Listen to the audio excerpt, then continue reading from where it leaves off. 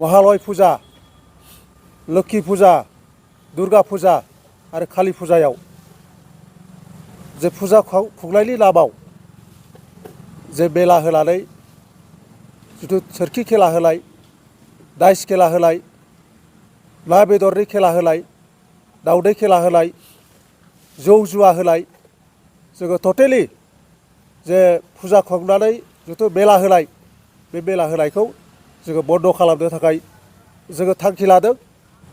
जे दिनैहाय जिथि दुवार दख'रा दुलाराय बर' फरायसा आफाद, जिथि दुवार दख'रा गावबुरा आफाद, लोगोसे जिथि दुवार दख'रा बर' समाज आफाद जथायै जिहेतु फैबाय थानाय जिहेतु फुजा मेलानि थासारि आरो आथिखालनि जि थासारिखौ लानानै जोङो दिनैहाय जथायै दिनै जोङो बे प्रेस रिलिजनि गेजेरजों जोङो फोसावनो सानदों जे फैबाय थानाय जिहेतु फुजा मेलानि थासारि बेखौ लानानै जोङो जथायै सावरायलायनायनि गेजेरजों जोङो थांखि लानाय जायो जे फैबाय थानाय जिहेतु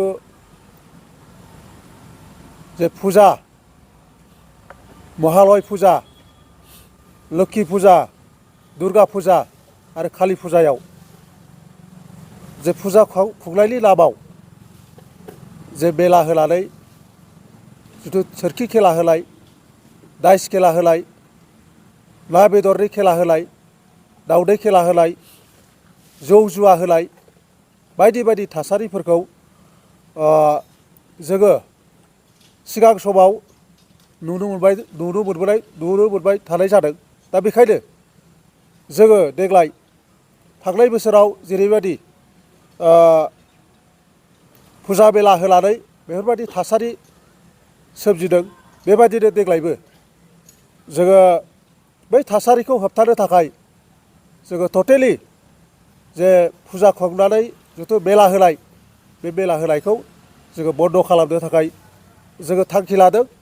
मानोना बै बेलायाव जोंनि उन्दै उन्दै एमइ स्कुल फरायनाय, एलपि स्कुल फरायनाय, हाइ स्कुल फरायनाय बैफोर नि जे फरायसाफोर बिसोरसो बाहागो लानायखौ, मैखोमै बाहागो लानायखौ जोङो नुनो मोनबोबाय थानाय जादों।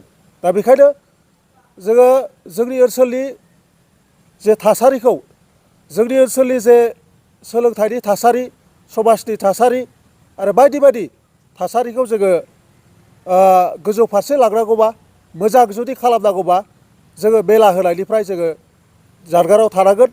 आरो मेला कमिटिखौ जोङो खावलायनो लुबैदों जे फुजा खुंग्रा आफादखौ जोङो खावलायनो लुबैदों दिनैनि बे प्रेस रिलिजनि गेजेरजों, जाहाथे फैबाय थानाय जिहेतु फुजाफोर दङ, जेरैहाय महालय फुजा, दुर्गा फुजा, लोक्षि फुजा, कालि फुजा जायफोरनाखि खुंगोन, जाहाथे फुजाखौल' खुङो, जोंहा फुजा खुंनायाव जेबो बादा होनांगौ जेबो बाथ्रा गैया।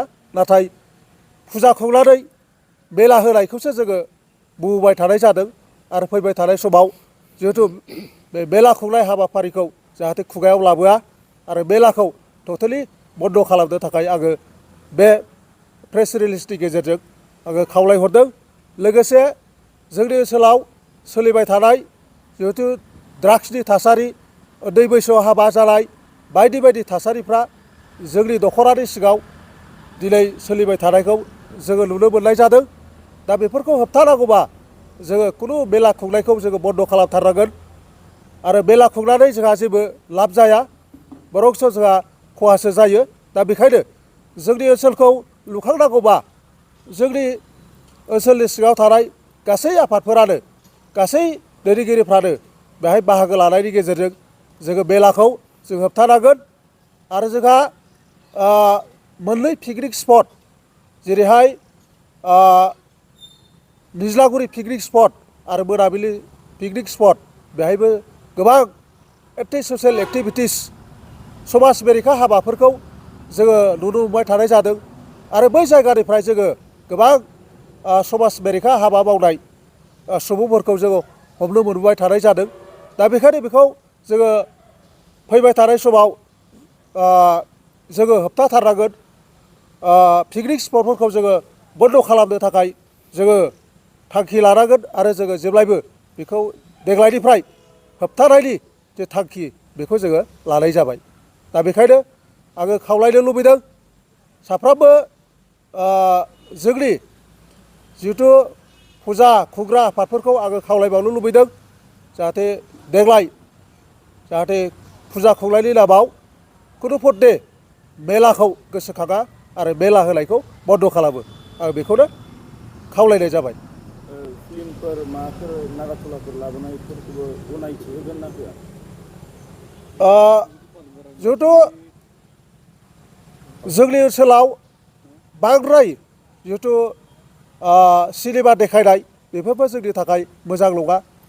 सम लायै सम बे देखायनाय बे आलादा बाथ्रा, खिन्थु माब्लाबा समाव एगजाम मिथिया मा मिथिया माने जिहेथु गामि ओनसोलाव जिहेथु सिनेमा देखायनाय बेबायदि थासारिखौबो जोङो बांद्राय जायोबा जों बन्द' खालामलांनो हागौ।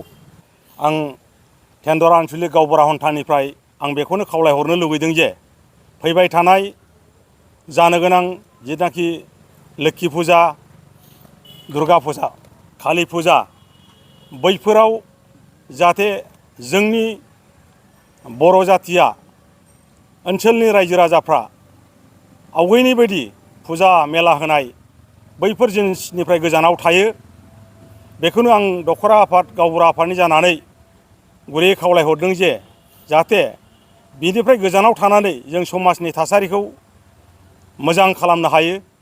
आरो बेखौ जों बयबो गिदिर उन्दै साफ्रोमबो रायजो राजा आइ आफाया सानो, सिन्था खालामो। जों बोरैबा बर' जाथिखौ मोजां फारसे दैदेनलांनो हागोन, जोंनि फिसा फिसौखौ मोजां फारसे जों आगान सुरहोनो हागोन, बैखौ नोजोर बोनानै जाहाथे जों बयबो गामि सिङाव थानाय आइ आफा रायजो राजा उन्दै गेदेर बयनिसिमबो आं गावबुरा आफादनि जानानै गले गले खावलायहरदों। आरो जों दिनै ज' टेन्डर आन्सलिक बर' फरायसा आफाद, टेन्डर आन्सलिक बर' समाज, टेन्डर आन्सलिक गावबुरा आफाद जयै लोगो नांनानै बे फैबाय थानाय फुजा मेलानि सायाव मोजां गुवारै रायलायनानै जों बोरै बर' जाथिखौ फोसाबनो हागोन, मोजां खालामनो हागोन, बे नोजोरखौ लानानै जोङो सावरायनाय जादों। आरो फैबाय थानाय समाव जों बेखौ जयैनो लोगो नांनानै बे बर' जाथिखौ मोजां खालामनायनि खाथिराव खामानि मावलांनायखौ जोङो आगान सुरलांनांगौ होननानै खौसे जानानै जों रायलायनानै डिसिसन खालामनाय जादों। जाहाथे बे रायलायनायखौ मोजां फिथाइ थायनायनि थाखाय बयबो आइ आफाया रायजो राजाया मदद खालामो। आं बेखौ साफ्रोमबो बर' रायजो राजा आइ आफादनिसिम गुरैयै खावलायनानै दिनैनि प्रेस मिट बुंनायखौ आं बावनो फोजोबनाय जाबाय। गोजोन्थों। टेन्डर आन्सलिक दख'रा बर' समाजनि आफादगिरि जानानै बेखौनो फोरमायनो सानोदि दा जोंनाव दासान्दि थासारिया गाज्रि अबस्थायाव दङ। जेरै दहायनो आबसुनि आफादगिरिया बुंलांनाय बायदि दुर्गा फुजा मेला होनाय, कालि फुजा मेला होनाय, बेफोरबादियाव जोंनि गथ' गथायफ्रा गोबां उसुबिदायाव गोग्लैयो।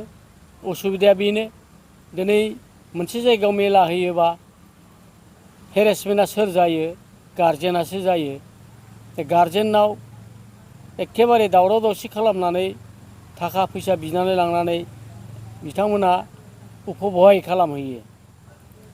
मेलानि नामाव थांसै, गारजेननिफ्राय फैसा बिख'नानै लांनानै गाज्रि बेबहार खालामहैनानै जोंनि समाजाव गुबुंले खालामो। जायनि थाखाय फरायनाय बेलायाव गाज्रि रिजाल्ट ओंखारहैयो। दा बे मानो? बे जाहैबाय टेम्परारि इन्जयमेन्टनि थाखाय मोनसे मेलायाव थांगोन। बे मेलायाव थांनानै गोबां लोगो मोनगोन, मोजां लोगो मोनगोन, गाज्रि लोगो मोनगोन। बिथांमोननि दारैनो बेक्तिगतबो गाज्रि आरो न'खरनिबो गाज्रि, गावनि फरायनाय बेलायावबो गाज्रि जायो। बिनि थाखायनो जोङो गोदोनिफ्रायनो समाज हिसाबै जोङो नाजाबोगासिनो दंमोन जोंनि बे टेन्डुवार एरियायाव जौ फाननाय जौ बायनानै लोंनाय बिथांमोनखौ हाजासे जोङो हमनानै साजाबो होबाय जेलावबो फाथायहरबाय नाथाय दिनैसिम बे जिनिसा जोबनो थाङाखै ओंखायनो बे जिनिसखौ जोङो फोजोबनांगौबा जोंनि समाजखौ गोग्गो खालामनांगौबा जोंनो नांगोन रायजो राजा बयनिबो खौसेथि दा बबेबा मोनसे आफादाल' बेखौ नोजोर होनानै मावोबा बियो जाफुङा बेयाव नांगोन रायजो राजा आइ आफा बयनिबो मदद बे मददनि बादै जोङो खामानि मावनांगौबा जाफुंहोनो जों हाया ओंखायनो आङो गुरैयै खावलायदों जोङो जोंनि समाजखौ जुदि गोग्गो खालामनांगौब्ला जोङो गावनि गथ' गथाय